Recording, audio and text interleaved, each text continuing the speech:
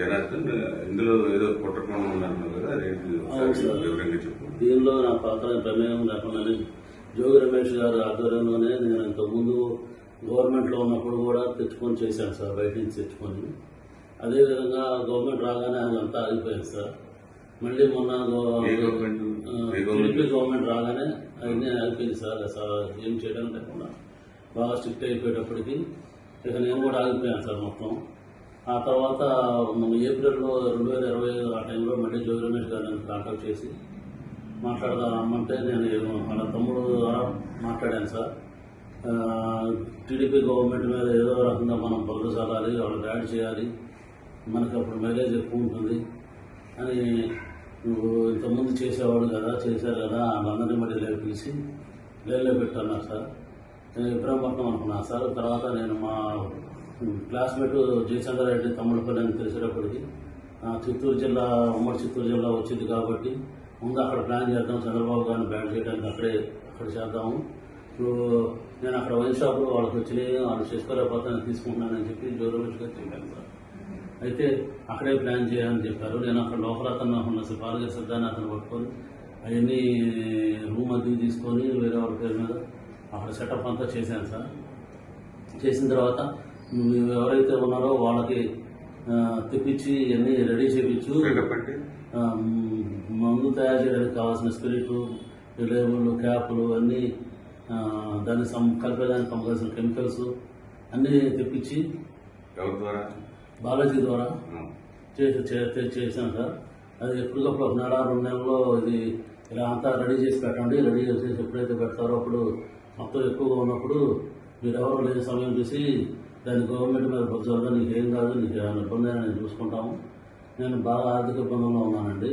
ఆ ఆర్థిక ఇబ్బందులన్నీ నుంచి తీసేసి మీ ఫ్రెండ్ అక్కడ ఎట్టాగో ఆఫ్రికాలో డిస్టరీస్ ఉన్నాయి కదా, అక్కడికి వెళ్ళిపో, నీకు దానికి కావాల్సిన అమౌంట్ 3 కోట్లుగా మేము సర్దుతాము, నువ్వు అది ఇవన్నీ ఏం చెప్పకుండా మామూలుగా ఏం తెలియనట్టుగా ఉండు, నువ్వు అక్కడికి వెళ్ళి అన్నీ రెడీ చేస్తూ ఉండే ఎవరికి అనుమానం రాకుండా అని చెప్పారు సార్. అదేవిధంగా జరుగుతూ ఉంటుంది. ఏ నెల అక్కడ కుర్రోడు కూడా వెళ్ళిపోతానంటే నేను గట్టిగా అడిగాను సార్, ఇబ్బంది అవుతుంది అని అడిగితే మొన్న సెప్టెంబర్ 20వ తారీఖు తర్వాత ప్లాన్ చేద్దాం, నువ్వు మీ ఫ్రెండ్ ఎక్కడున్నాడో కనుక్కో అంటే నేను కనుక్కుంటే ఆఫ్రికాలో ఉన్నానని చెప్పాడు సార్. అయితే నువ్వు కూడా ఆఫ్రికా వెళ్ళిపో, అతనితో టచ్లో ఉండు, నేను పెట్టుబడి పెడతానని చెప్పి కమిట్మెంట్ తీసుకో, నీకు ఇబ్బంది లేకుండా ఉంటుంది, మేము ఇక్కడ అడ్జస్ట్మెంట్ చేస్తాం, అమౌంట్ అంతా మీ బ్రదర్కి చేస్తాం, మీకు ఎటువంటి పరిస్థితులు ఏమీ ఇబ్బంది లేకుండా మేము చూసుకుంటాము, ఎట్లాగో ఇబ్బందులు పడ్డావు కదా, ఎందుకంటే ఇబ్బంది ఏం పడతావు, దాన్ని వెళ్ళిపో, అక్కడైతే నీకు అన్ని రకాలుగా ప్లస్ అయితే నీకు బాగుంటుంది. మాకు కూడా ఇక్కడ గవర్నమెంట్ మీద తప్పుడు ఆరోపణలు చేస్తే మాకు కూడా కలిసి వచ్చింది, మాకు కూడా మా వైసీపీ గవర్నమెంట్ కూడా కలిసి వచ్చింది అని కొన్ని రకాలు భయపెట్టి కొంచెం డబ్బు ఆశ చూపి అన్ని రకాలుగా చేశారు సార్ నన్ను. ఆ తర్వాత లాస్ట్కి ఇంకా 20 నేను టికెట్ బుక్ చేసుకున్నానని చెప్పాను సార్, 24 వెళ్తానికి. అప్పుడు 23 మళ్ళీ ఇంటికి రమ్మన్నాను సార్.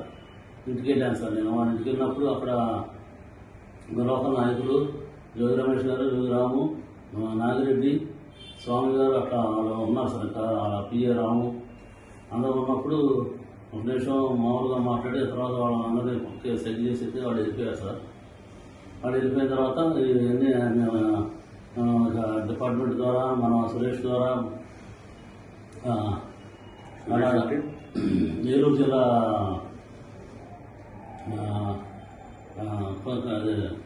కొల్లేరు ఏరియాలో ఉంటాడు సార్. నాకు నారాయణపురం బాగున్నప్పుడు అతను ఫైనాన్షియల్గా వచ్చాను సార్. అతని ద్వారా ఈ డిపార్ట్మెంట్కి అక్కడికి ఇన్ఫర్మేషన్ పాస్ చేసి అది రైడ్ చేయించారు సార్. ముల్కం జిల్లాలో రైడ్ చేయించి అది సరికంతా పట్టించి గవర్నమెంట్ మీద వ్యవస్థగా మాట్లాడి గవర్నమెంట్ ఇలా తప్పులు చేస్తుంది అని చెప్పి బాగా చేసి చాలా యాంటీ చేసుకొద్దాం ట్రై చేశారు. కానీ చంద్రబాబు గారు పార్టీ నాయకులను సస్పెండ్ చేసేటప్పటికి అంత ఎక్కువ హైలైట్ అవ్వలేదు జనార్దన్ అని చెప్పి మళ్ళీ నాకు కాల్ చేసి మీ దాని మీద కూడా చూపించేద్దాం, నువ్వు అక్కడ బాధ్యత పెట్టే సరుకులు ఇక్కడ తెచ్చిపెట్టేసి గోడంలో పెట్టు, అది మీ తమ్ముడు ద్వారా డిపార్ట్మెంట్ వాళ్ళకి తెలిసి నేను సురేష్ మా ద్వారా సాక్షి టీవీను అందరినీ తీసుకొని వస్తాను, నాయకులు అందరినీ తీసుకొని వస్తానని చెప్పి అలర్ట్ చేసి నాకు అక్కడ ముందు రోజే అన్నీ అక్కడ తెప్పించి పెట్టించారు సార్ వాళ్ళ మనుషుల ద్వారా. ఆడ తెప్పించి పెట్టించారు సార్. అదేవిధంగా ఇన్ఫర్మేషన్ లీక్ చేయించే తమ్ముడు ద్వారాను మీడియా సాక్షి మీడియా ద్వారా వాళ్ళ మనుషులు సురేష్ ఏలూరు ఆయన ద్వారా ఇట్లా డిపార్ట్మెంట్ అన్నిటికీ చేసి అది పెట్టించారు సార్. మా గోడంలో పెట్టిన లెక్కలు పెట్టించారు సార్. పక్కన గోడంలో బాగా ఎదురుగా ఉన్న గోడంలో. అంతతో అది పోకుండా మళ్ళీ అక్కడ ముందు రోజే అక్కడ ఎన్ని బాగా చేస్తున్నట్టుగా ఖాళీ క్యాన్లు కూడా తెప్పించి పెట్టించారు సార్. ఖాళీ ఎంటీ క్యాన్లు పెట్టారు సార్. ఎంటీ క్యాన్లు పెట్టించేసి ఇదంతా బాగా జరిగిపోతుంది, ఇక అన్ని రాష్ట్రంలో అన్ని ఏరియాలో ఇలాగే చేస్తున్నారు అని చెప్పి అని బాగా బాగా హైలైట్ చేశారు సార్. ఈ గవర్నమెంట్కి చాలా బ్యాడ్ నేమ్ వచ్చింది, బాగా జరిగింది, చూసుకుంటా నువ్వు రావాల్సి లేదని చెప్పారు సార్ నాకు. ఆ చెప్పిన రోజు నుంచి నాకు ఈ రోజు వరకు కూడా నాకు యాంటిసిపేట్ వేరే అన్నారు, సంపకం కూడా అక్కడ తీసుకోలేదు సార్. దీంతో పాటు మా తమ్ముడిని కూడా అరెస్ట్ చేసి మా తమ్ముడికి చేస్తున్నట్టు కూడా ఇన్ఫర్మేషన్ ఏం లేదు సార్, తెలుస్తారని కూడా. ఆ లాయర్ గారి ద్వారా కూడా నాకు ఏం జరిగిందని నాకు నమ్మకం లేదు సార్. నాకు ఇవన్నీ అవ్వదని చెప్పేసి నేనే వచ్చి డిపార్ట్మెంట్ సహకరించి గవర్నమెంట్ మీద నా మీద జరిగింది, నేను వల్ల ఇబ్బంది పడింది అన్నీ చెప్పేసి ఇక డిపార్ట్మెంట్ గారు సహకరిద్దామని చెప్పి నేను వచ్చేసాను సార్. ఇదంతా మేము నమ్మదగ్గగా మేమెందుకు నమ్మాలి? ఇది మీరు ముందు మీ ఫ్రెండ్నే కదా మీ ఆయన జయచంద్రారెడ్డి, ఆయన అసలు ఇరికించారు. మరి ఈ విషయంలో ఇరికించలేదు సార్. ఆయన ఏం చేశాడంటే పెద్దిరెడ్డి గారు రామచంద్రెడ్డి గారు పక్క కాన్స్టిట్యూన్సీ, దోహన్ రెడ్డి ఆ కాన్స్టిట్యూన్సీ, మిగిలిరెడ్డి ఆయనే చూసుకుంటాడు మొత్తం. మీ ఫ్రెండ్కి మళ్ళీ గెలవడం, మీ ఫ్రెండ్కి రాదు సీటు, మొత్తం మా ఆంధ్రలోనే ఉంటుంది, మీ ఫ్రెండ్కి ఏం కాదు, పోయినా ఎట్లాగో ఓడిపోయినట్టే కదా, ఇక మళ్ళీ సీట్ రాదు, గెలవడం మీ ఫ్రెండ్ ఎట్లాగో ఆఫ్రికాలో వ్యాపారాలు చూసుకుంటాడు, మీరు కూడా అక్కడికి వెళ్ళిపోయి చూసుకొని మీరు ఇట్లా వచ్చానని చెప్పకుండా మీ ముందే మాట్లాడుకుంటున్నారు కాబట్టి మీకు ఇబ్బంది ఉండదు అలా చెప్పి నమ్మించి చెప్పారు సార్. నాకు ఇక డబ్బులు ఎప్పుడైతే నాకు బాగా ఇబ్బంది, ఆర్థిక ఇబ్బందులు ఉండడం వల్ల బాగా పబ్లిక్ ప్రెజర్ చేయడం, రిలయన్స్ వాళ్ళు, శ్రీరామ్ వాళ్ళు బాగా ప్రెజర్ చేయడం వల్ల నేను ఉండే అన్ని ఆప్షన్కి వచ్చేసింది సార్. నేను ఉండే ఇల్లు కానీ ఉండే బార్ ప్రిమిసెస్ కానీ ఆప్షన్కి వచ్చేసింది సార్. ఇక నాకు తట్టుకోలేక ఆయన చెప్పింది వినేసి ఆయన ఆస్తి ఇచ్చిన 3 కోట్లు నాకు ఇస్తారనుకున్నాను, ఎప్పుడన్నీ తీరుతారనుకోని నేను ఓకే అన్నా సార్, చేసేదానికి ఓకే అన్నా సార్. మరి ఈయన ఎన్నాళ్ళుగా పరిచయం మీకు? ఈయన నాకు చిన్నప్పటి నుంచి పరిచయం సార్, జోగి రమేష్ గారు. నాకు నేను చిన్నప్పటి నుంచి నాకు జయచంద్రారెడ్డి చదువుకున్నప్పుడు సార్ మాకు engineering Vidyanagar MBK rest Gudur దగ్గర దానిలో ఎంబీకే రెస్ట్ చదువుకున్నప్పుడు పరిచయం సార్.